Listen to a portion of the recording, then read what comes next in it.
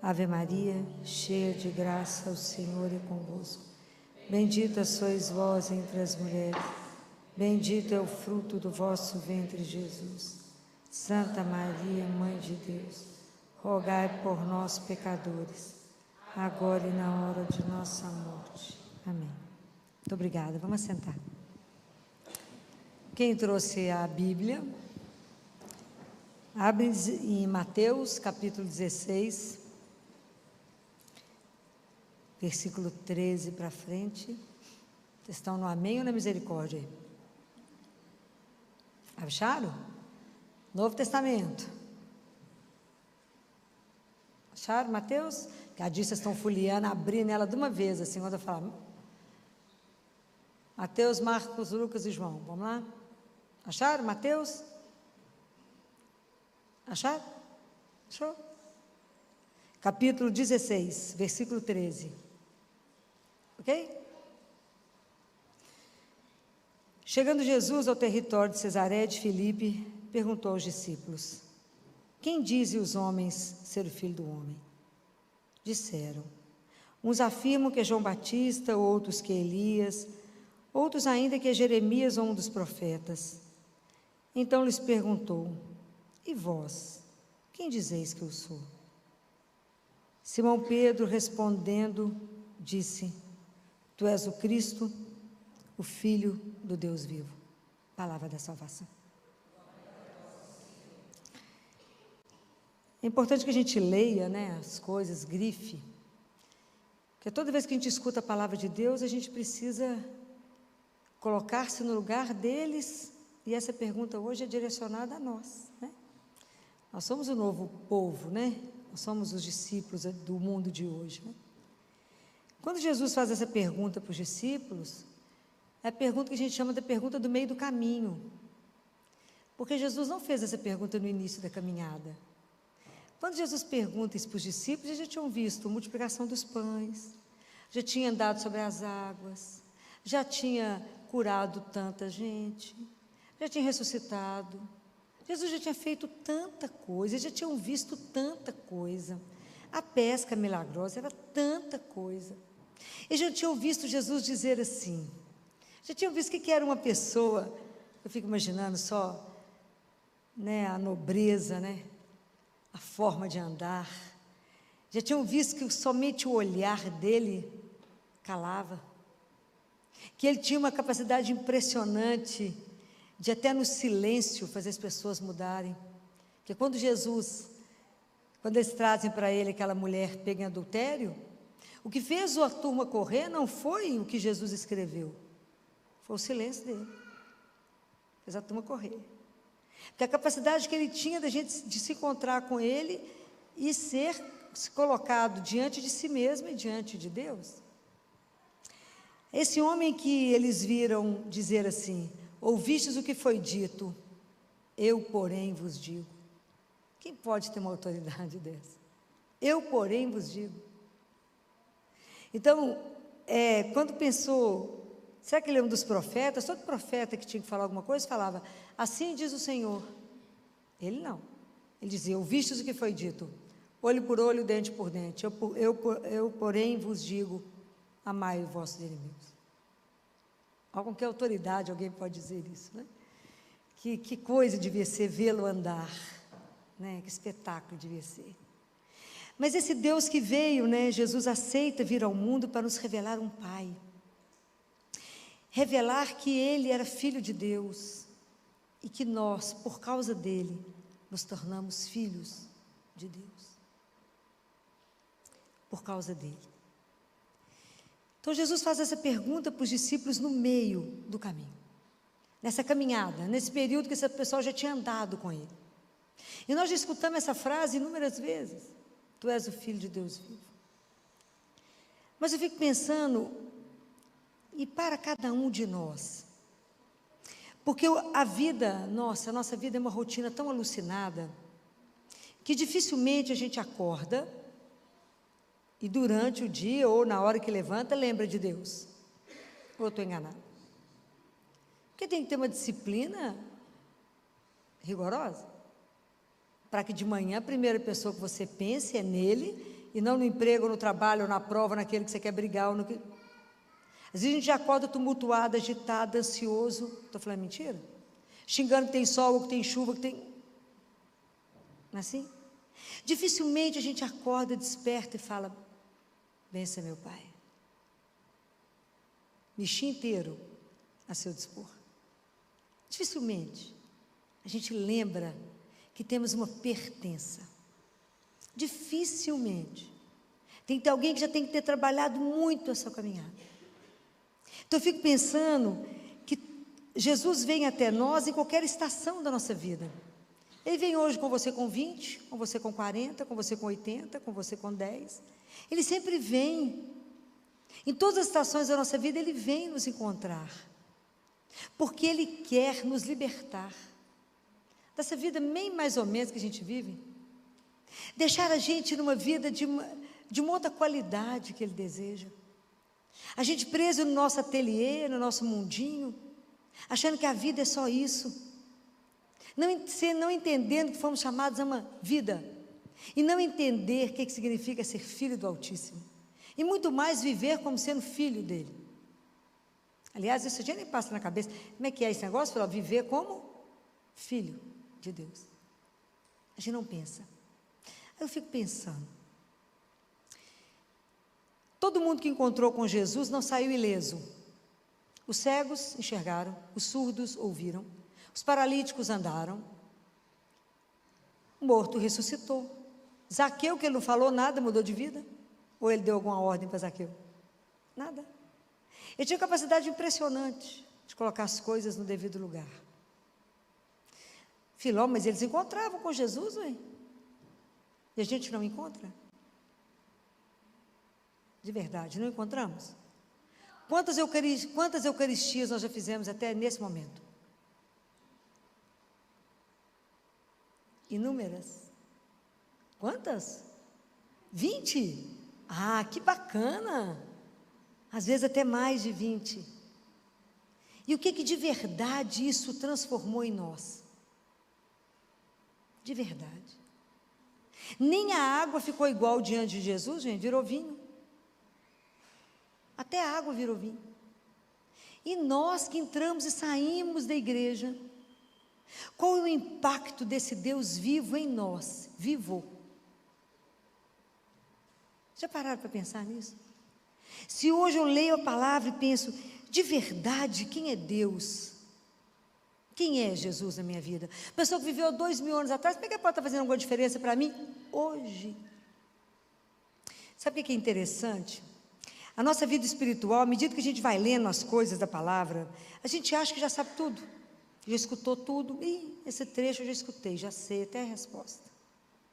Mas a gente não percebeu o impacto dele em nós, ou nem deixamos que ele tivesse um impacto em nós.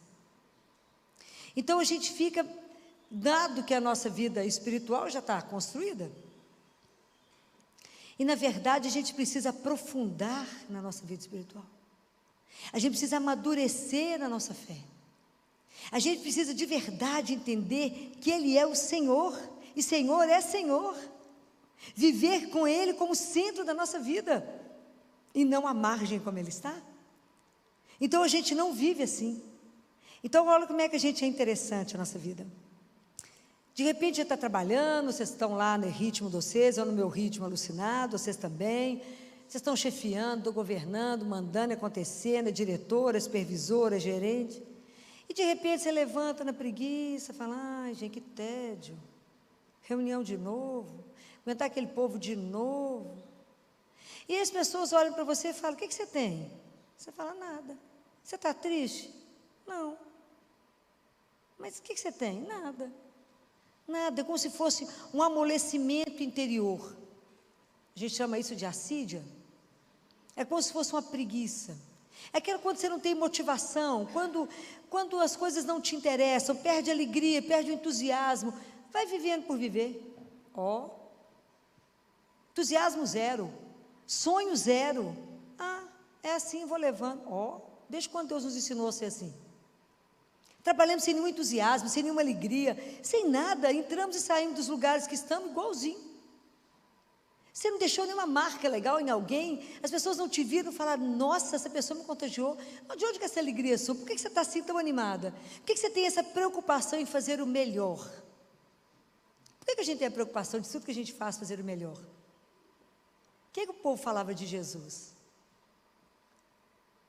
Esse homem faz tudo. Esse homem faz tudo o quê? Conta para mim. Direito? Isso mesmo. É porque esse homem faz tudo muito bem. Isso mesmo. Você está ensinando essa turma aqui. Esse homem faz tudo muito bem. Tudo que ele fazia era perfeito.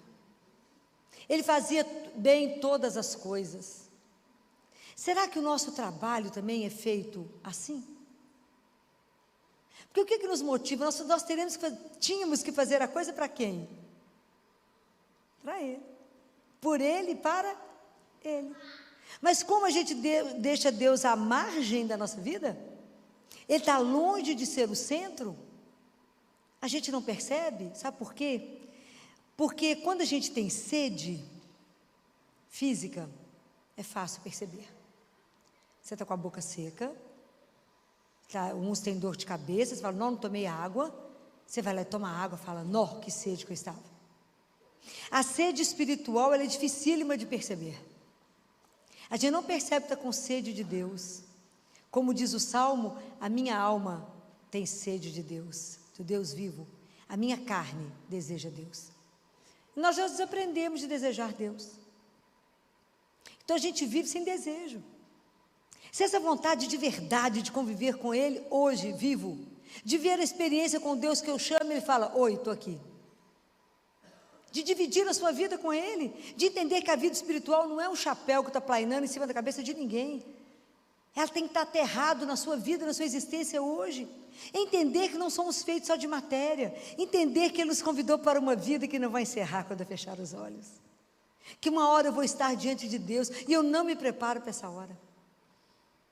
Eu vou estar diante dEle. E diz a palavra que a gente tem que estar de pé diante dEle. Então, quando é que eu vou poder responder como Pedro? Tu és o Cristo. Aquele que veio me transformar, aquele que veio me buscar. Aquele que veio dar um sentido à minha vida, aquele que veio me dar uma razão para quem eu me levanto. Aquele que veio me dar motivação quando eu saio da cama e falo, é por Ti. É para Ti, Senhor. Que eu me levanto com essa disposição de somente de vos amar e vos servir. Que cada pessoa que eu encontrar hoje tem que sair melhor do que encontrou comigo. Porque a dívida que nós temos uns com os outros é do amor. E ninguém pode sair pior depois que encontrou conosco. Vai ter que sair melhor. Por quê? Porque é meu dever de cristão, porque foi isso que o Senhor me ensinou. E porque essa é uma forma de te amar, de revelar que o Senhor é o Deus vivo da minha vida. O que o Senhor seja sempre essa fonte de alegria, independente da situação que eu estou vivendo. Por quê? Porque eu sei que eu não estou sozinha. Porque eu sei que a vida é muito mais do que a gente possa ousar pensar. Que o que o Senhor está reservado para cada um de nós é muito mais. Que o Senhor veio nos tirar dessa vida de egoísmo, de fechado em nós mesmos, veio nos abrir para uma outra realidade tão maior. Veio nos libertar do mal, veio nos libertar, nos tirar do reino do pecado, de treva, para o reino da luz. Veio nos dar uma outra história, veio transformar todas as coisas. Mas como que é difícil pensar nisso durante o dia, não é? A gente não pensa. Então isso, a nossa vida vai sendo levada no mais ou menos. O quanto é difícil de verdade viver e ter esse desejo de Deus. Como é difícil reconhecer. Até que alguém percebe que a sua vida está parecendo uma água de chuchu, né? Rala assim, sem vontade de nada, sem um desejo, sem uma alegria. Nenhum dia repete, nenhum dia igual, mesmo que você faça o mesmo caminho, mesmo que você vá para o mesmo lugar, comece a prestar atenção, fala, o que é hoje que Ele vai colocar no meu caminho? Acorda e fala, qual será o desejo de Deus para mim hoje?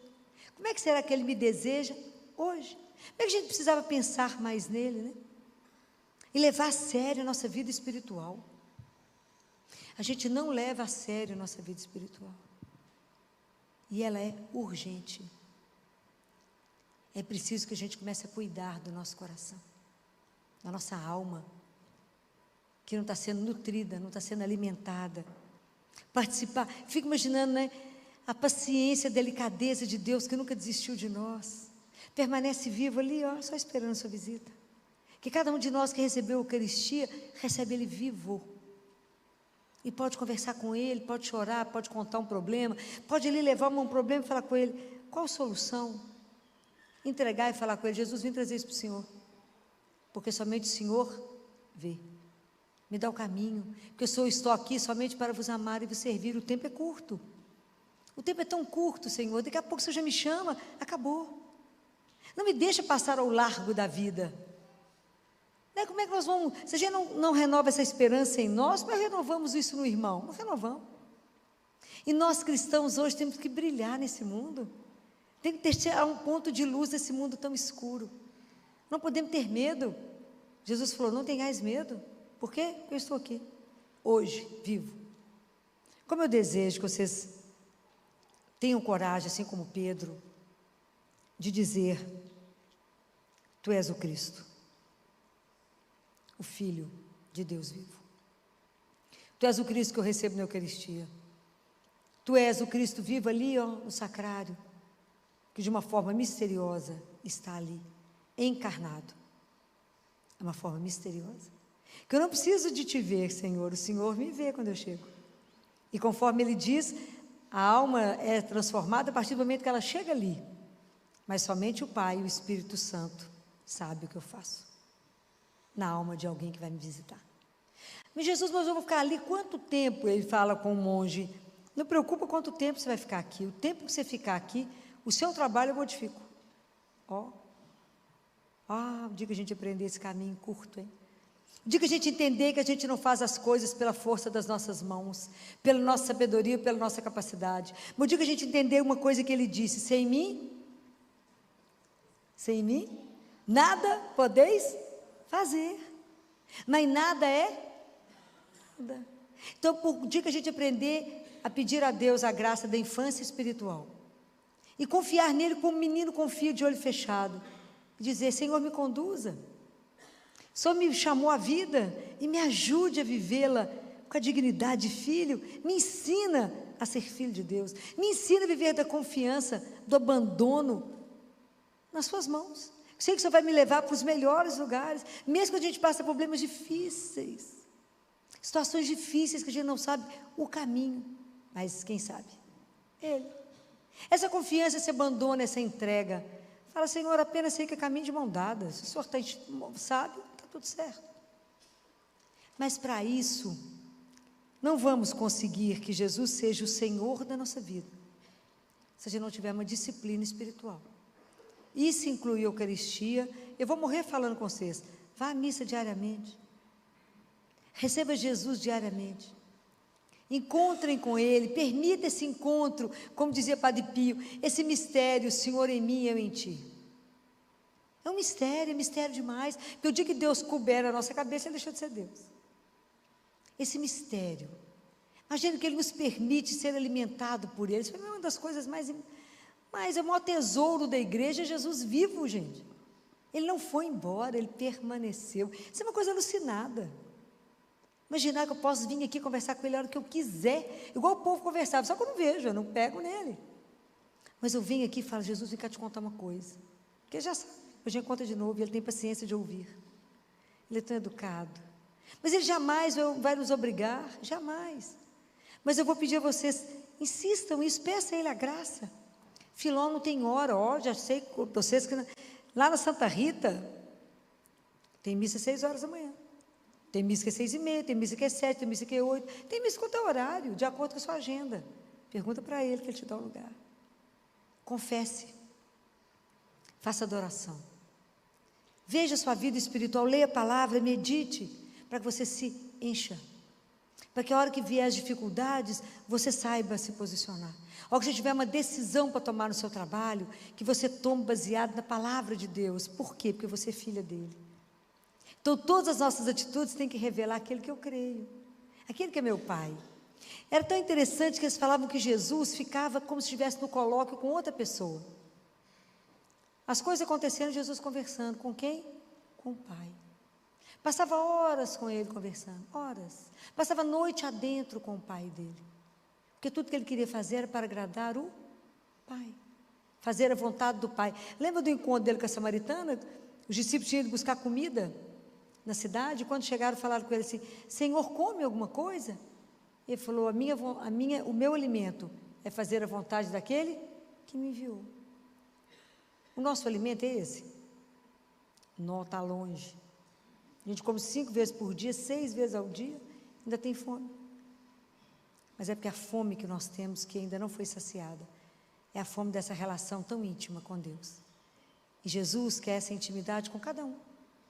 Ele quer ser de verdade o Deus vivo, hoje. Quem é que faz esse movimento dentro de nós? É o Espírito Santo. Ele que nos coloca de pé, Ele que nos dá essa alegria, nos dá essa esperança, Ele que nos reanima, Ele que revive tudo de Jesus em nós, Ele que faz com que essa palavra vire vida para nós, é o Espírito Santo. E Jesus fala assim: chame várias vezes o Espírito Santo durante o dia, chame através do coração da minha mãe. Que quem sou eu para falar vinde Espírito Santo? Foi igual, mas eu falo vinde por meio do coração da sua amada esposa. Ele virá para pôr fogo em nós, Ele virá para nos colocar de pé de novo, Ele virá para nos dar vida, para nos dar coragem, para nos dar alegria, e falar: vamos caminhar, tem ainda muita coisa para vocês andarem, vocês ainda têm que testemunhar muito Jesus, nós temos que dar testemunho de que Ele é um Deus que não morreu, que Ele ressuscitou. Mas nós cristãos temos que estar vivos, não é? Não podemos ser aquele povo. A marca do cristão tem que ser a alegria. Temos que ser reconhecidos pela alegria. Eles têm que olhar e falar: gente, que povo é esse? Que felicidade é essa? Por que essa razão dessa alegria? Ela está sabendo, não? Não, por causa de Jesus. Não está enxergando direito uma situação, fala que Jesus está precisando do colírio. O colírio que está descrito lá em Apocalipse, qual é? Qual que é o colírio que abre os nossos olhos? Para ver. O colírio tem um nome, está escrito. O colírio é Jesus. Só Ele abre os nossos olhos. Como eu desejo que vocês tenham essa relação tão íntima com Deus, que Ele seja o único amigo de vocês, aquele que nunca vai te abandonar, aquele que nunca vai te deixar na mão, aquele que nunca vai faltar, nunca, sempre estará à sua espera, sempre vai te esperar, sempre vai enxugar as suas lágrimas, sempre vai te dar uma solução, sempre vai te colocar no caminho de volta, que a gente volta para Ele todo dia igual filho pródigo, erra, peca, volta, Ele está esperando, não é assim? Mas que a gente volte, fala: Senhor, errei. Ele fala: que bom que você voltou. Ele não vai cobrar nada, ele fala: que bom que você está aqui. Jesus, me ajuda no caminho, claro.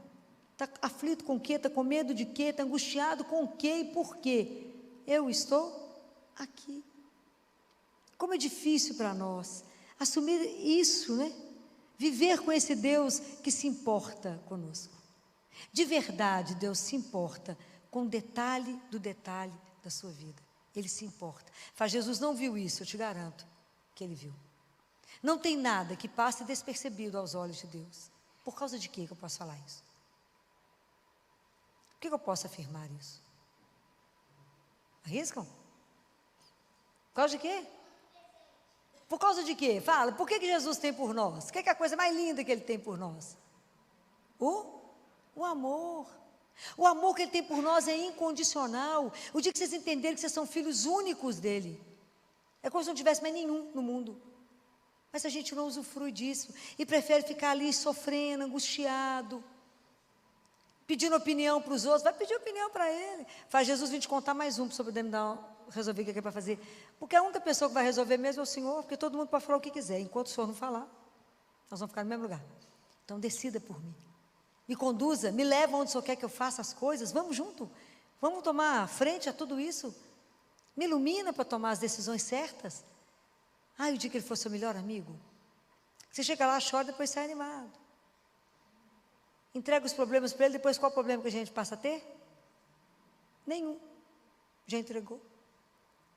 Mas é preciso essa coragem. Solte as rédeas da sua vida. Deixa aquele que é vivo dirigir. Você vai ficar impressionado com o que Ele fará. Não tenha medo. Se solte em Deus, se abandone nele. Fala, Jesus, eu quero viver de verdade, essas histórias que a Filó conta. Eu quero viver de verdade como filho do Altíssimo. O pessoal fala, Filó, é verdade? É verdade. Vai lá e conta uma coisa para vocês poderem ver e deixa ele fazer. É impressionante. Aliás, é maravilhoso. Deixa a gente sem fala. Você fala uma coisa para ele e fala, Senhor, me ajuda? Às vezes, muita coisa nem acabou de falar, a solução já teve. Abandona, é igual menino, mas não leve soluções para ele. Leve os problemas. Olha que coisa difícil, olha que proposta indecente uma proposta dessa. Traga para mim os seus problemas, a solução eu as tenho. Isso é maravilhoso. Um Deus vivo que eu posso vir, ser alimentado por Ele, ter energia para trabalhar o dia inteiro se eu não quiser comer.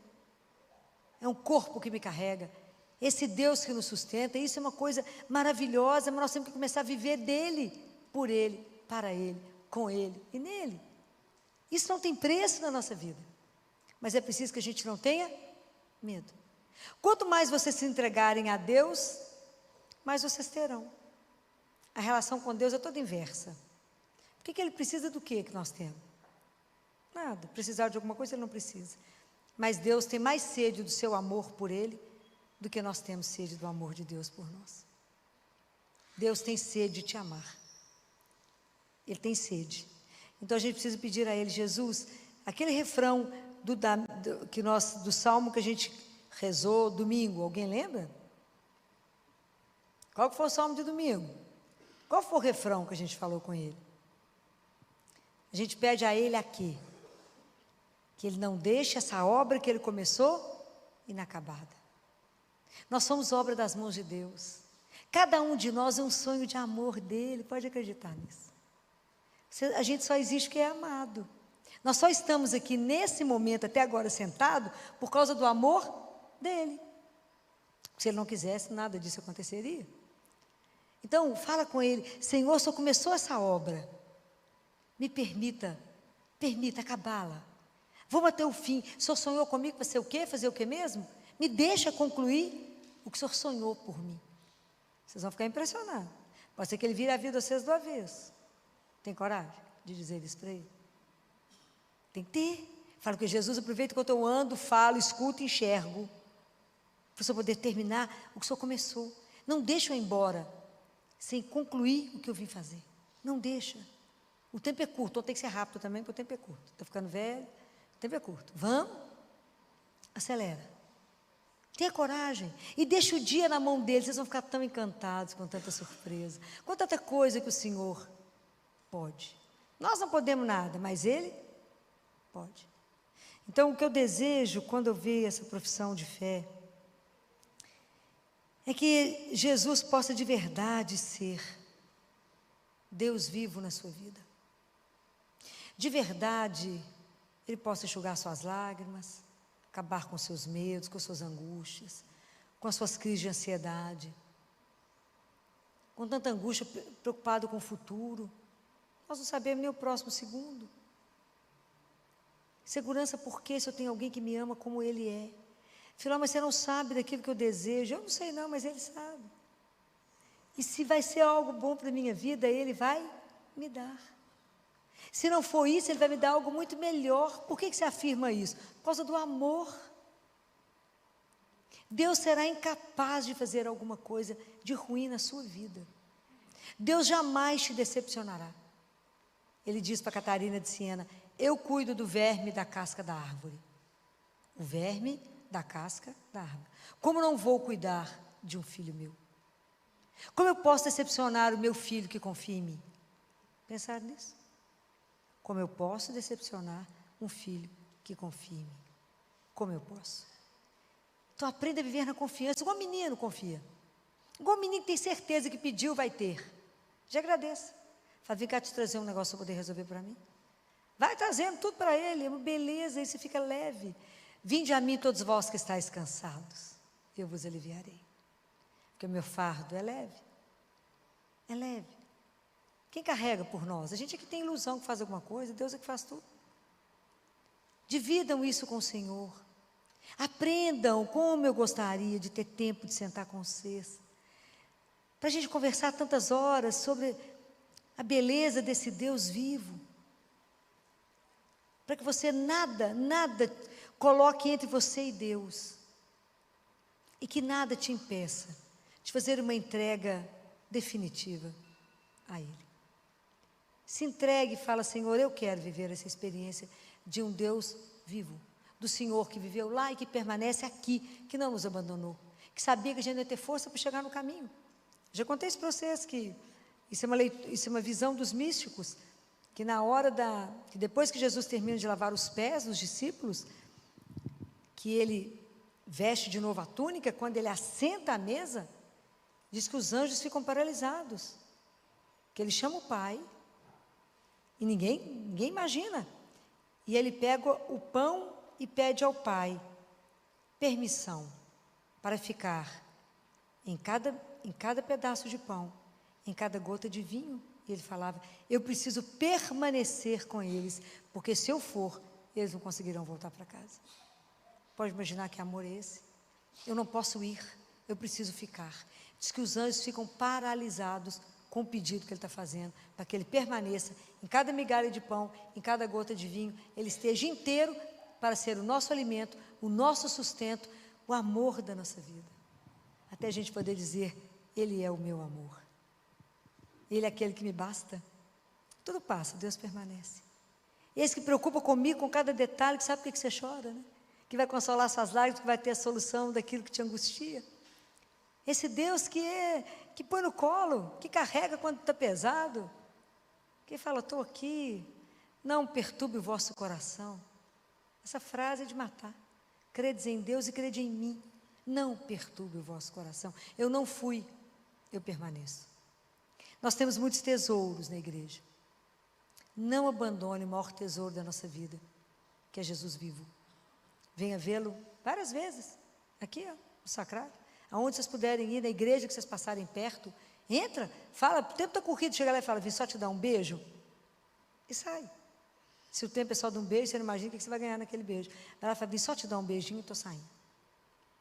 É assim, é na corrida, na hora que pode. Quando eu trabalhava sábado e domingo, às vezes no domingo, como eu não conseguia a missa antes, eu ia para Boa Viagem fazer adoração. E às vezes o tempo era muito curto. E às vezes eu estava atrasado, chegava lá, o porteiro falava comigo assim: você veio assistir missa? Está muito cedo. Eu falava: não vim para a missa. Uai, então você veio? Eu falei: eu só vim dar um beijo em Jesus, eu tenho que trabalhar. Ah, então você veio para a feira? Não vim para a feira. Então você veio? Eu falei: é só para dar um beijo em Jesus? Aí por fim, quando eu chegava, ele falava comigo assim: você é aquela do beijo? Eu falei: eu sou aquela do beijo. Eu vim só dar um beijo nele e levá-lo para trabalhar, é só isso. É só dar um beijo, dizer: vim te ver antes de começar o dia, para que o Senhor vá comigo, para que o Senhor me ajude a revelar aos meus irmãos que não estamos só. Que então, por isso, nós temos que caminhar com alegria, na certeza de uma presença que nos transforma. Que as nossas próximas Eucaristias possam nos dar a graça de verdade, ter um encontro. A hora que você receber a Eucaristia, fala: Jesus, eu quero ser transformada. Como até nem a água te passou ilesa e virou vinho, não me deixe receber uma Eucaristia em vão. Eu quero, de verdade, ser transformada. Eu falo que os santos de Deus era uma coisa tão impressionante, que São Bernardo um dia estava rezando, São Bernardo de Claraval, antes de celebrar a missa. Aí ele olhou para dentro da igreja e viu aquela multidão de anjos chegando dentro da igreja. E os anjos paravam um do lado de cada fiel. E abriam um livro e começava a escrever. Ele falou: uai, além dele ver os anjos, eles conversavam, né? O que vocês estão fazendo? Ele falou: não, a gente escreve em ouro para aqueles que estão rezando com muito amor. A gente escreve de prata para aqueles que rezam com fé. A gente escreve com tinta para os que estão prestando atenção naquilo que estão falando. Que a gente reza sem saber o que está falando. E a gente escreve com água para aqueles que só rezam com os lábios. Então, que Deus nos dê a graça de cada Eucaristia ser um encontro, que Ele de verdade não permita que a gente permaneça cego, surdo e coxo, mas que Ele nos coloque a caminho e faça de cada um de nós, de verdade, um verdadeiro discípulo que possa anunciar o nome dEle a todos aqueles que não o conhecem ainda. Louvado seja nosso Senhor Jesus Cristo. Queridos irmãos e irmãs aqui no santuário, você que celebra conosco aí na sua casa, você que vai ouvir esta pregação depois que ela foi aqui realizada. O nosso texto de hoje está em João capítulo 13, do versículo 31 e vamos até o 35. Estamos celebrando o 5º domingo da Páscoa. O evangelho é pequenino, mas tem lições valiosas para a nossa vida espiritual. Nós estamos aqui num contexto difícil. Qual é o contexto do evangelho? A traição. Jesus sabe muito bem que ali no meio deles há um traidor. Ele já tinha apontado Judas, e tudo isso acontece depois que Judas ele sai do cenáculo. Então tem um discurso de Jesus aqui, uma perícope pequenina, mas que nós podemos tirar lições aí para a nossa vida.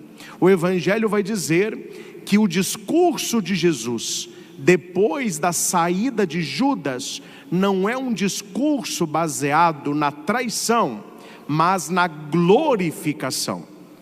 Depois que Judas saiu do cenáculo, disse Jesus, ele vai repetir 5 vezes: agora foi glorificado o Filho do Homem, e Deus foi glorificado nele, e se Deus foi glorificado nele, também Deus o glorificará em si mesmo, e o glorificará logo.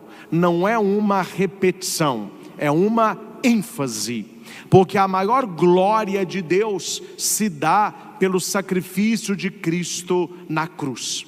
E nas suas aparições, Jesus mostra as chagas e o lado. Por isso ele vai repetir o verbo glorificar 5 vezes, mostrando talvez uma analogia com as 5 chagas, mas principalmente como é que nós reagimos quando as coisas não são de glória.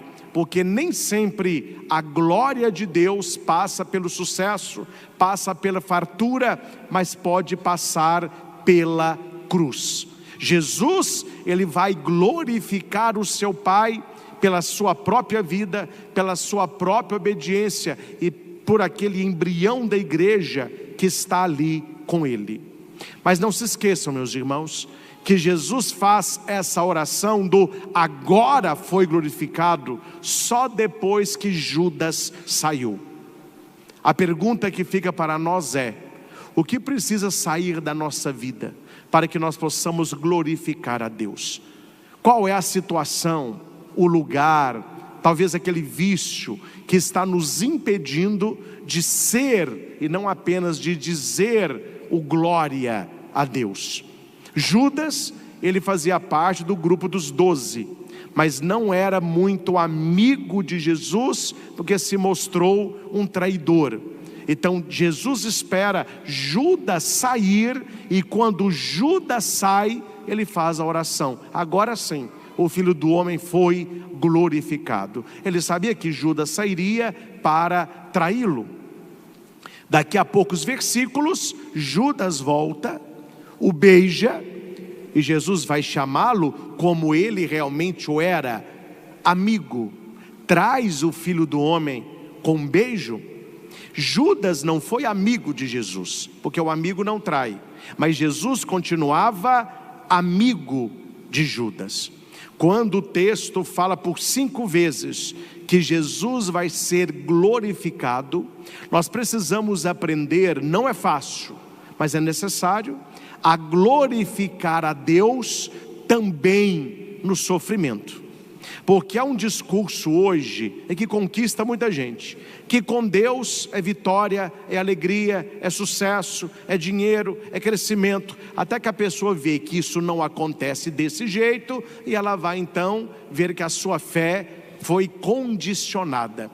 Jesus nos ensina que Deus se revela na alegria, mas que Deus também se esconde na dor. Jesus é glorificado não apenas no alto do Tabor, mas também no Getsêmani.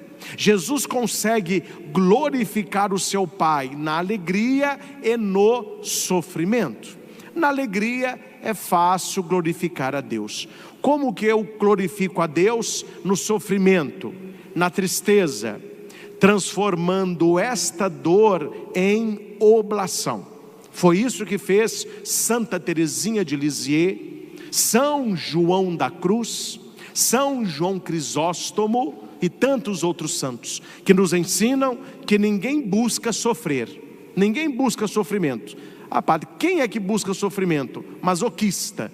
Quem é masoquista gosta de sofrer, mas o ser humano, ele não busca o sofrimento. Mas, se o sofrimento bater a porta, como eu lido com o sofrimento é que determina as coisas dali para frente.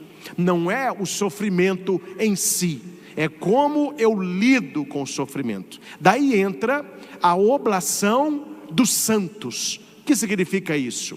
Os santos, quando estavam no sofrimento, seja ele físico ou espiritual, eles ofereciam aquele sofrimento para o perdão dos seus próprios pecados, para o perdão e conversão da família e pela santificação do mundo. Ou seja, um sofrimento oblativo. Sofrer por sofrer é sofrer. Sofrer oferecendo em oblação é caminho de santidade.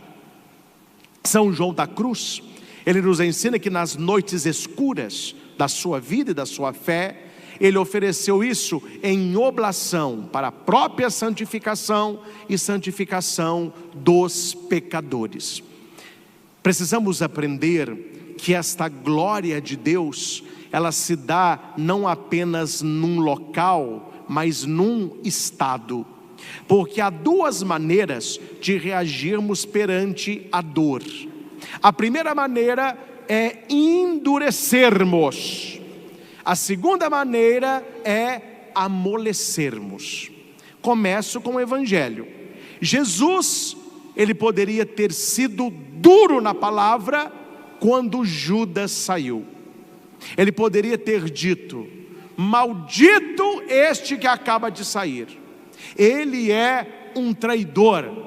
É por causa dele que eu vou acabar preso. É por causa dele que eu vou ser flagelado. É por causa dele que eu vou ser crucificado. Ai daquele! E os discípulos compreenderiam o teor do discurso, porque Jesus estava sofrendo uma traição. Quantas pessoas se revoltam contra Deus quando vem um problema na vida? Quando aparece uma doença, um desemprego, uma desilusão amorosa, a pessoa ela fica raivosa. Eu não rezo mais, porque rezar não adianta, Deus não me ama, Ele não cuida de mim. Se Deus funcionasse, isso não teria acontecido comigo. Eu estou sofrendo isso e Deus não faz nada. Esta é uma maneira de reagir perante o sofrimento. A pessoa se torna rígida, ela endurece.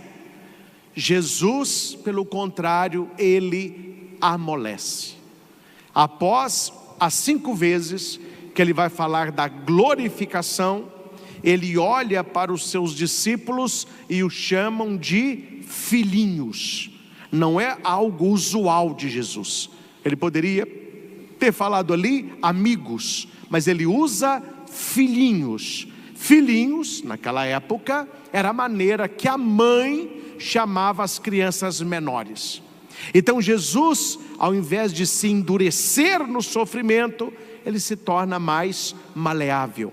E ele vai dizer para aqueles discípulos que eles nunca estariam sozinhos. Por pouco tempo ele estaria com eles, mas de uma maneira diferente permaneceria para sempre. A pergunta para nós é: como que você tem reagido com as coisas que você não gosta e que te acontece? Se você prestar atenção, sempre tem alguma coisa que acontece não do nosso jeito. Aí eu pensei que essa semana ia ser de tal jeito, acontece uma coisa que é um pneu que fura ali, é uma encomenda que não chega, é uma reunião que não se resolve, é um dinheiro que não cai na sua conta, é uma pessoa que não aparece, é alguém que não cumpre com a palavra. São os sofrimentos da vida. Como que nós lidamos com essas situações? Essas situações nos melhoram, porque aprendemos também com o erro do outro. Essas situações nos ensinam a ter mais paciência, ou elas nos tornam pessoas nervosas, estressadas, sem paciência, porque nós estamos no treinamento. Deus nos olha como é que nós lidamos com as situações da vida. Há pessoas que endurecem, outras amolecem. Jesus aqui, ele está entregue ao Pai. Judas sai para traí-lo. Primeiro ele fala da glória. Agora o Filho do Homem será glorificado. Olha que coisa diferente, né? Ele vai ser traído, mas na visão de Jesus, isso o levará à glória, a glória da cruz. Uma palavra rígida ele troca por filhinhos, uma expressão materna, uma expressão de cuidado. Nas igrejas orientais, nós tivemos essa semana a audiência do Papa Leão com as igrejas de rito oriental, e ele fez um discurso primoroso. Nós teremos, se Deus quiser, um pontificado longo e primoroso. O Papa Leão já mostrou para que veio. E no discurso às igrejas orientais, inteligente, seguindo a tradição da igreja, ocupando o seu papel de pontífice, ele disse abertamente: o Ocidente, que somos nós, precisa aprender a celebrar com o Oriente, a fazer mais penitência, a caprichar mais na ação litúrgica, a fazer mais sacrifício, a chorar pelos seus pecados e procurar mais a Deus. Isso é um discurso que se espera de um Papa, chamando as pessoas a uma interioridade maior e ao encontro maior. E quando ele vai citar as igrejas orientais como exemplo para nós, nas igrejas orientais há um símbolo que lembra Jesus e que nós não temos. Dificilmente, eu nunca vi. Qual símbolo? Uma galinha. Não é raro você ver numa igreja do Oriente, próximo ao altar, uma galinha, no vitral, ou um animalzinho mesmo, em algum lugar, talvez num canto, uma coluna. Uns colocam a galinha em cima da igreja, não é aquele galo da traição, é uma galinha. Nos paramentos de alguns sacerdotes, além dos símbolos litúrgicos, tem a galinha. Aí a pessoa fala: mas que galinha que é essa? É porque Jesus, quando ele vai chegar em Jerusalém, e ele contempla Jerusalém do alto, ele vai dizer assim: Jerusalém, Jerusalém, que mata os profetas e apedreja os sacerdotes, quantas vezes eu quis reuni-la debaixo das minhas asas, como a galinha acolhe os seus pintinhos, e não quisestes. E Jesus, ele chora. Este filhinho que Jesus diz em João 13 faz consonância com esta galinha, que se você vê uma galinha choca, a atenção da galinha é nos filhotinhos dela, os pintinhos estão ali perto e ela está, qualquer perigo ela incha, abre a asa, os pintinhos todos se escondem ali dentro. É uma visão linda, porque nós somos estes filhinhos que nos escondemos na asa do Espírito, dentro das chagas de nosso Senhor. Um símbolo que para nós pegou é o pelicano. Tem até músicas, né? Fiel pelicano. Por que o pelicano? Porque o pelicano lembra Cristo também. O pelicano, quando ele tem filhote e ele não consegue alimentar os filhotes, para que os filhotes não morram, o pelicano ele arranca as penas do peito, ele se fere, e os filhotinhos bebem daquele sangue, e eles vivem. Quer dizer, o pelicano é Cristo, que vai derramar o seu sangue como alimento a nós. Isso são algumas nuances para você entender a profundidade desta glória que vem do sofrimento e de um sofrimento que me leva a amar. Há pessoas que depois de um CTI, depois de um EQM, uma experiência de quase morte, depois talvez de um câncer, a pessoa ela se transforma em pessoas melhores. Pelo menos deveria ser assim. Pessoas que eram muito materialistas, na hora da morte, ela vê que o que tem valor não é o que está no banco, é o que está na casa dela. É o marido, é o filho, é a esposa, são os amigos de verdade. Uma pessoa que fica no hospital internado, é uma pessoa ali na pobreza extrema. Ela fica praticamente nua, nada que ela tem ali está. Ela recebe cuidado de outras pessoas, toda furada, ela vai cair em si. O que é a vida? Olha como que eu estou aqui. Eu não tenho absolutamente nada. E pessoas que passam por isso e saem disso, o que se espera de uma pessoa dessa? Que ela dê atenção ao essencial, que ela melhore. Então os sofrimentos da nossa vida, meus irmãos, guarde isso, ele pode nos destruir, mas ele pode nos melhorar. Se você tirar a força que está escondido na sua tribulação, na sua doença, talvez numa traição, num desemprego, você vai sair dessa situação muito melhor do que você era antes. É aquela história da fênix, que é uma lenda, né? Mitologia.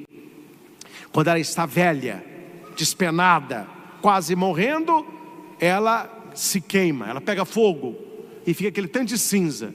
No meio das cinzas sai uma fênix nova. Isso é uma mitologia. Quem sabe que para nós, essas cinzas que a igreja nos dá, não significa esta vida nova. As cinzas é sinal de algo que já foi, mas que não é mais. A cinza é algo que se queimou. Mas quando o Espírito Santo nos queima, ele não quer nos transformar em cinzas. Ele quer que a cinza do nosso pecado, pelo nosso sofrimento, gere uma pessoa nova. Use o seu sofrimento a seu favor. E a pergunta é: como é possível? Quando se experimenta o amor de Deus por nós, com Cristo que morre na cruz. Jesus ele vai dar aqui um mandamento novo, tanto que ele vai dizer: eu vos dou um novo mandamento. Não é um novo mandamento em conteúdo, é um novo mandamento em intensidade. Não é o conteúdo que é novo, é a intensidade, é a medida que mudou. Qual é o mandamento? Amai-vos uns aos outros. Este é o conteúdo, que não tem nada de novo aqui. Qual é a novidade de Cristo? É a medida do amor. Não é o amai-vos, é a medida do amai-vos. Qual é a medida? Como eu vos amei. No início dos evangelhos, Jesus vai pedir: amai-vos uns aos outros como a vós mesmos. Não façais aos outros o que não queirais que façais a si mesmo. Esta era a medida do amor. Qual era a medida do amor? Eu vou amar o outro como eu me amo, ou como o outro deseja ser amado. Jesus aqui ele vai dar uma novidade, ele vai aumentar a dificuldade. O nível aumentou. Precisamos passar aqui de fase no videogame da vida. O nível ficou mais difícil. E qual é o nível? É amar. Com o nosso amor? Não, com o amor de Cristo. E como que Cristo nos amou? Dando a vida, dando a vida. E Jesus não só nos amou no alto da cruz, Ele nos amou durante a sua vida. A sua encarnação no útero virginal de Maria foi por amor a nós. O seu nascimento na gruta de Belém foi por amor a nós. A sua fuga para o Egito foi por amor a nós. Os 40 dias de tentação no deserto foi por amor a nós. As curas, pregações e exorcismos, por amor a nós. A Santa Ceia, a Eucaristia, por amor a nós. Jesus viveu uma vida de amor. Eu não sei se alguém já ouviu, leu, ouviu uma parte da homilia hoje do Papa Leão, iniciando aí oficialmente o seu pontificado. Além de tudo aquilo que ele disse que a igreja precisa anunciar o amor de Deus. Porque a pessoa que conhece o amor de Deus, ela só tem um caminho: transformação, conversão, mudança de vida. As pessoas conhecem um amor mundano, e muitas vezes um amor que se mistura com o pecado. Talvez nem amor seja. E o Papa vai dizer que o ser humano precisa conhecer este amor. Então o nível do nosso amor não pode ser um amor humano, mas um amor divino. Um marido e a mulher, se eles não tiverem no relacionamento deles um amor divino, eles vão começar a procurar motivos para a separação se o casal que não tem um amor divino, eles vão procurar desculpas para a separação e não motivos para a reconstrução. Onde tem amor, tudo é possível. Um filho que talvez não seja aquele que a família sonhou, se não há um amor divino ali, os pais rezam para que ele toque a vida dele. Onde há amor, há sempre esperança de mudança, de conversão. É por isso que a medida do amor é o amor de Jesus, um amor que vai além, um amor que perdoa, um amor que chama o traidor de amigo, um amor que lava os pés do inimigo, um amor que vai além. Numa missa, tinha um padre falando sobre o amor na questão do perdão. Ele falava: quem ama, perdoa. E o padre entusiasmado e fazendo a pregação dele, aí o padre diz assim: levante a mão aqui, quem está disposto, depois dessa pregação, a perdoar os inimigos, a amar os inimigos. Todo mundo. O padre: isso, gente, que bom, corações abertos. Mas tinha na frente uma senhora de 98 anos que estava com o braço cruzado, e com o braço cruzado ficou. Aquilo chamou a atenção do padre, e ele disse: a senhora aqui na frente, a senhora não está disposta a perdoar os seus inimigos? Padre, eu não tenho inimigos. O padre: que lindo, olha, ela não levantou a mão, porque ela não precisa perdoar os inimigos, que ela não tem inimigos. A senhora poderia compartilhar conosco aqui no microfone qual que é o segredo? Poderia sim, senhor. Aí a senhora sobe e ela diz assim: sabe por que eu não tenho inimigos, padre? Porque quando eu rezo, acontece. Eu rezei pelos meus inimigos, eles morreram todos, esses mal acabados, esses malandros. O padre: meu Deus do céu, me devolve o microfone. Na verdade, ela estava ali. Rezar, ela rezava, mas o coração dela ainda não tinha entendido o sentido do amor. Não basta rezar se rezamos pedindo a desgraça do outro. Há um texto que tem que nos incomodar. Quando Jesus estava indo para Jerusalém, e ele passa na entrada de Samaria, Jesus se mostra cansado, com sede, e ele pede um discípulo que vá até a Samaria, para ver se tem uma casa para eles pernoitarem. Jesus fica lá com um, e o outro vai. Só que as pessoas da Samaria viram que ele era judeu, e os samaritanos não combinam com os judeus. Falou: não tem água, não tem pão, não tem nada aqui para vocês, toca reto. O discípulo ficou tinindo de raiva. Quando ele chega perto de Jesus, ele vai dizer: esse povo não quis nos receber porque somos judeus. Se tu quiseres, nós vamos orar para que Deus mande bola de fogo e destrua essa cidade. Aí Jesus olhou para o discípulo e falou assim: estou acreditando que você está falando isso não. Aí Jesus olhou para ele e disse: não sei de qual espírito sois. E eles continuaram o caminho.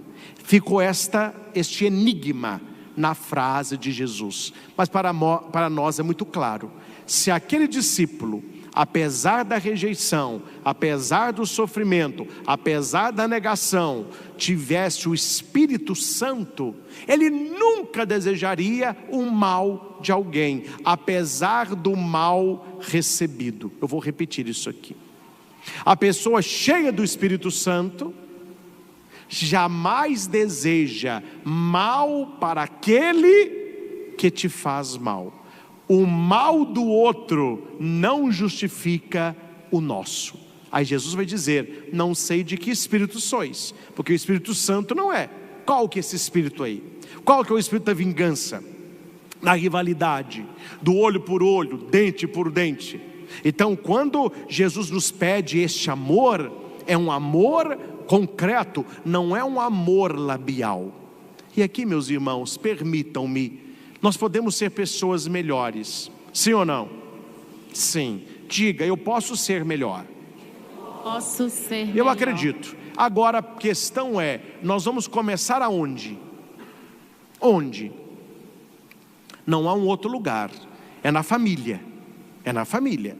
Porque você amar as pessoas da rua, ser o cara na roda dos seus colegas, tratar as pessoas bem no bate-bola, lá na empresa fingir que é muito polido para subir de cargo, isso aí, meu filho, todo mundo faz. Mas você ter mais paciência, mais amor, mais presença com a sua família, as pessoas que te conhecem, e muitas vezes são aqueles que nós mais esquecemos, fazemos estrondos para o de fora, e passa muitas vezes batido os de casa. Toda a caridade verdadeira, ela começa no cuidado da família. Primeira carta a Timóteo diz que aquele que se descuida dos seus, e principalmente da sua família, é um anátema, pior que um infiel. Quais são os seus? As pessoas que Deus te confiou, colegas, amigos, parentes. Qual que é a família? As pessoas da sua célula. A primeira ali, a familiar. Então, amar essas pessoas, cuidar dessas pessoas, zelar por essas pessoas, para que este amor que nós temos em família possa evangelizar também. O evangelho termina assim: nisto todos conhecerão que sois os meus discípulos, se tiverdes amor um pelos outros. Esta é a nossa carteira de identidade, o amor. Quando eu vou abrir em algum lugar uma conta, alguma coisa, os documentos, qual que você quer? CPF, qual que é o número? Tal. Identidade, carteira de motorista. Um dia desse eu fui com a minha mãe comprar uma coisa para ela numa loja aí. Primeira coisa que eles quiseram: vamos fazer um cartão, porque dá desconto. Minha mãe, falei, pelo amor de Deus, não precisa fazer cartão não, essa compra aqui para não fazer outra, tá bom, não é? Depois vem a anuidade, fica ligando. Se alguém chega para você e fala: olha, quando você abre conta num banco, né? Já chegou aqui para você o cartão. Aí vem a bandeirinha lá, Bradesco, Itaú, Sicoob, né? Tem cartãozinho. Nós somos cristãos católicos. Você saiu da missa agora, alguém fala com você assim: me mostra a carteirinha aí de católico, me prove que você é católico, que é cristão. Cadê a carteira? Qual que é o número? Qual que é o cartão? Tem. Não. Uma senhora uma vez estava pregando lá em Curitiba. Aí eu falei isso aqui, ela falou assim: eu tenho, padre. Eu falei: a senhora tem? Tem. Deixa eu ver. Ela tirou um cartãozinho, parecendo um cartãozinho de crédito, estava escrito assim: em caso de acidente ou caso de morte, eu sou católica, chame um padre. Eu falei: não, minha filha, isso aí é outra coisa, não é? Espero que a senhora não use tão cedo, né? Pode guardar, não é esse não. Não tem. Nós temos uma identidade social para a sociedade, mas qual é a nossa identidade cristã católica? Jesus está falando aqui, é o amor. Nisso todos conhecerão que vós sois meus discípulos, se tiverdes amor uns pelos outros. Nós temos aqui no santuário, como muitas paróquias têm, a nossa equipe de acolhida, aquele pessoal que fica atento a vocês. Uma mulher grávida, um idoso, recebe ali um cuidado, acolhe vocês, dá um folhetinho, etc. Mas todos nós da nossa comunidade, nós devemos ser acolhedores, não é? Eu espero que quando você senta do lado de alguém para participar da missa, você diga: boa noite, pelo menos isso, tudo bem? Você não conhece? Prazer, sou fulano de tal, prazer, né? Você é daqui mesmo? Sou. Tá bom, boa missa, muito obrigado. Aí tem o católico grosso, né? Tem uma pessoa aqui do lado, ó, parece um toco, ó. Como que vai reconhecer que você é discípulo de Cristo? Primeiro pela cara, né? A cara já não é de fazer amigos, ó. Não, gente, nisso conhecerão que vós sois meus discípulos. O acolhimento, o dar tempo ao outro, os fazer com que a pessoa se sinta numa família. Nós somos a família de Deus. E por último, quero finalizar com a parábola que eu contei de manhã, que vocês estavam de manhã e o pessoal gostou muito, então vale a pena, né, voltar às boas histórias. Eu falava que o amor é paciente, não está em Coríntios 13? O amor é benigno, é bondoso, não guarda inveja, não é invejoso, e ele é paciente. O que significa paciência? O que significa paciência? Saber esperar. Paciente é aquele que tem que esperar. E nós não temos muita paciência, porque nós não sabemos esperar a hora do outro, a compreensão do outro, a maturidade do outro. Aqui que nós falamos, nossa, dai-me paciência. Cuidado, viu, gente? Quando você pede, Deus dá. Só que Deus não vai te dar paciência. Deus vai colocar na sua vida situações para tirar a sua paciência, para você treinar a ter paciência.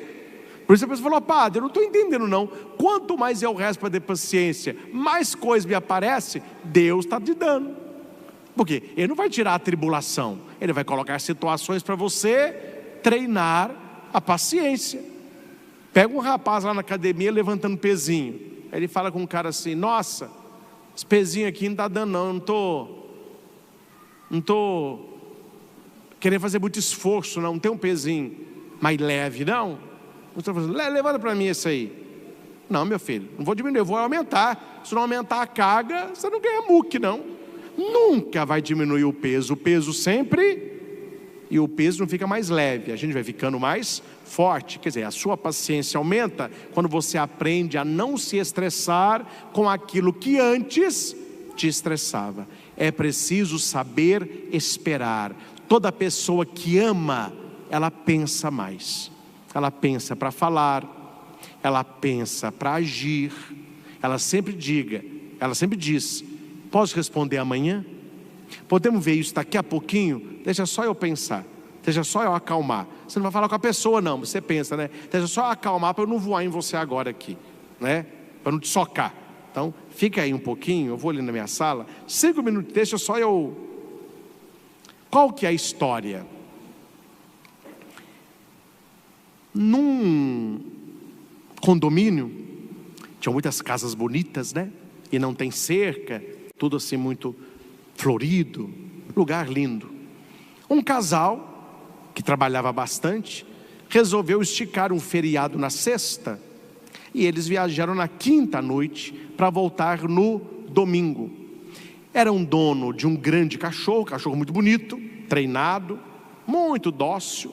Eles deixaram lá então, era um cachorro treinado, a ração de acordo com o tempo que eles não estariam lá. E viajaram, voltaram desestressados, felizes. Quando eles chegam em casa, num domingo ali após o almoço, ele já vê o cachorro, todo sujo de barro, com a lebre do vizinho morta na boca. Uma lebre branca com cinza. O vizinho era um juiz, extremamente nervoso. Hora que o homem viu o cachorro com a lebre na boca, ele disse: eu não acredito que eu vou terminar o meu descanso nesse estresse. Ele vai e chama a mulher: amor, vem aqui para você ver uma coisa. A hora que a mulher viu, Nossa Senhora, ele matou a lebre, ele comeu a lebre. O que nós vamos fazer? O marido, meu filho, tirou a cinta, mas o que ele pôde bater nesse cachorro, ele bateu. Falou assim, mas não é possível, você conhece essa lebre, sabe que é do vizinho, um vizinho que só sabe implicar com a gente, agora ele vai ter mais munição ainda a lebre de estimação do juiz, o que nós vamos fazer? Mas bateu no cachorro, o cachorro ficou lá no canto, gemendo, chorando, aí falou assim, o que nós vamos fazer agora? A mulher, eu sei, dá tempo ainda, pelo jeito o juiz não está em casa, a casa está fechada, ele deve ter viajado também. Vamos dar um banho na lebre, depois eu vou secá-la com secador, fecho os olhinhos dela, vamos fazer uma pose bem bonitinha, eu pulo o muro e a coloco na casinha dela.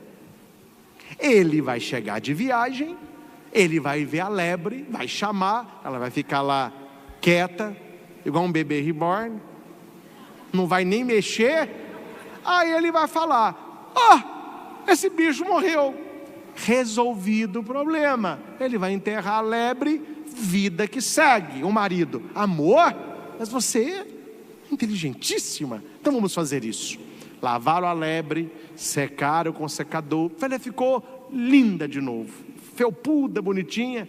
Arrumaram a lebre, a mulher pula o muro, arruma ela na casinha, estava lá um quintal muito bonito, deixou a lebre lá, e a mulher entra.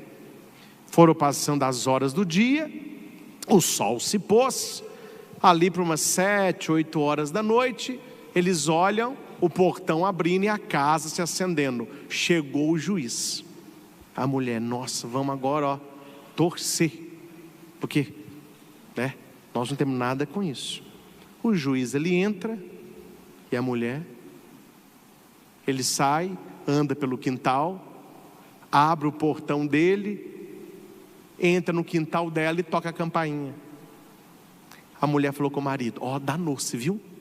Porque o cara é esperto mesmo, só de ver a lebre na casinha, ele já veio direto na gente. Como nós vamos explicar isso aí? Mas tem câmera? Não, eu não vi câmera nenhuma. Não fale nada, deixa ele falar. Tá bom, finge que está tudo bem, sorriso nos lábios, bem natural. Isso, vamos recebê-lo então. Aí abre a porta, o juiz, boa noite, doutor, o senhor está bem? Estou bem, a senhora vai bem? Estou bem.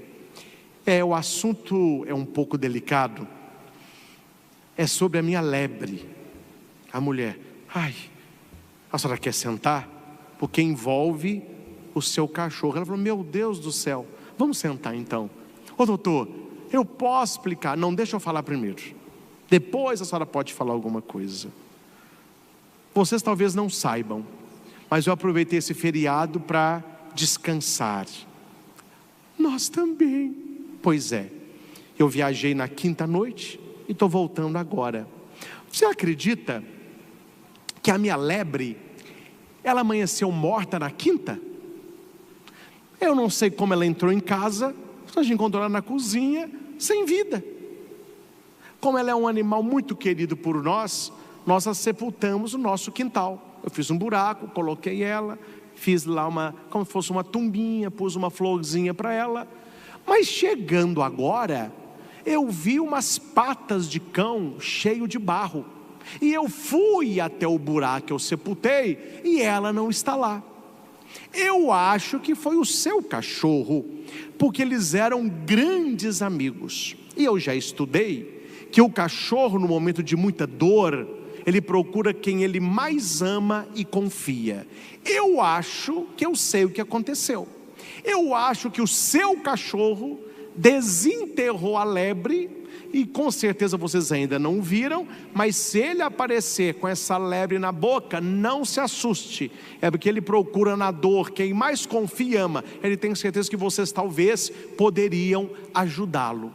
Tá bem? Eu vim falar só isso, porque talvez vocês vão assustar com o cachorro, a mulher. Não, tá tudo resolvido. Então tá, boa noite.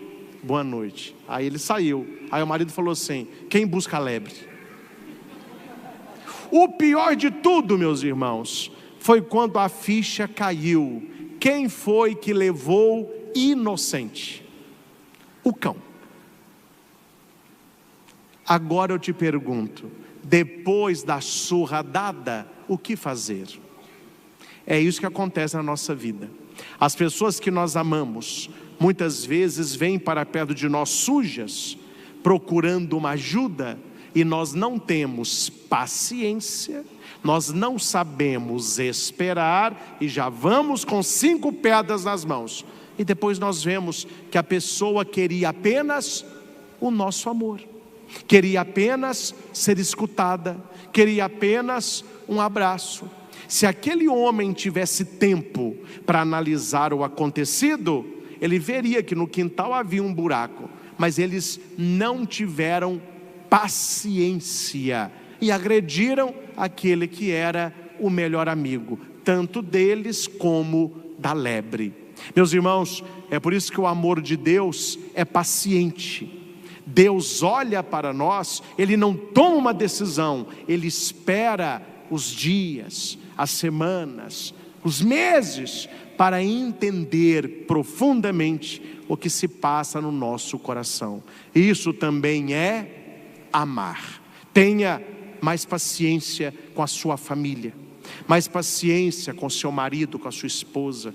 Tenha um pouquinho mais paciência com seus irmãos, com seus pais. Tenha mais paciência com seus amigos. Tenha mais paciência no seu namoro. Você verá que muitas vezes aquilo que você imaginou que era, lá no fundo, não era. Mas é preciso tempo, porque quem ama sabe esperar.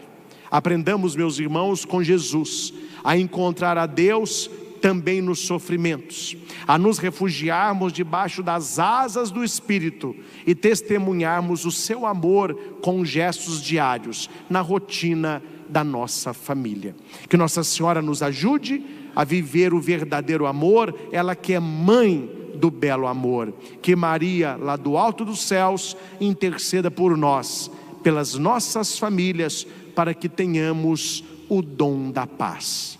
Louvado seja nosso Senhor Jesus Cristo, para sempre seja louvado. Louvado seja nosso Senhor Jesus Cristo, para todos sempre seja louvado. Olá, meu irmão, olá, minha irmã, paz e bem, eu sou Lourenço Filho e esse é o meu, é o teu, é o nosso canal de Cima dos Telhados. Hoje, 2 grandes pregações. Primeiro, Doutora Filó, créditos, canal da Doutora Filó oficial aqui no YouTube. E logo depois, Padre Christian Shankar, créditos, o canal do Padre Christian Shankar aqui no YouTube, Luz e Vida. Eu vou deixar na descrição desse vídeo o link dos 2 canais, tá bom? Meus irmãos, não perca. Não perca. Você que já chegou aqui, porque você assistiu, glória a Deus. 2 grandes pregações, glória a Deus. E eu te peço, meu irmão, você que está chegando pela primeira vez, não paga nada. Se inscreva, ativa o sininho de notificações, certo? Para que todas as vezes que a gente lançar um vídeo, você receba logo de primeira mão. E compartilha, me ajuda a levar a palavra de Deus, me ajuda a anunciar o Evangelho, me ajuda a alavancar este canal, que todos os dias leva, anuncia, proclama a palavra de Deus através de um grande pregador. Hoje, mais uma vez, a Doutora Filó e o Padre Christian Shankar, tá bom? E você que já é inscrito, deixa o teu like, deixa o teu comentário, compartilha, meu irmão, compartilha, minha irmã, e vamos todos os dias levando e anunciando o amor e a misericórdia do Pai Cristo Jesus. Estivemos e sempre estaremos reunidos em nome do Pai, em nome do Filho, em nome do Espírito Santo. Amém. Paz e bem.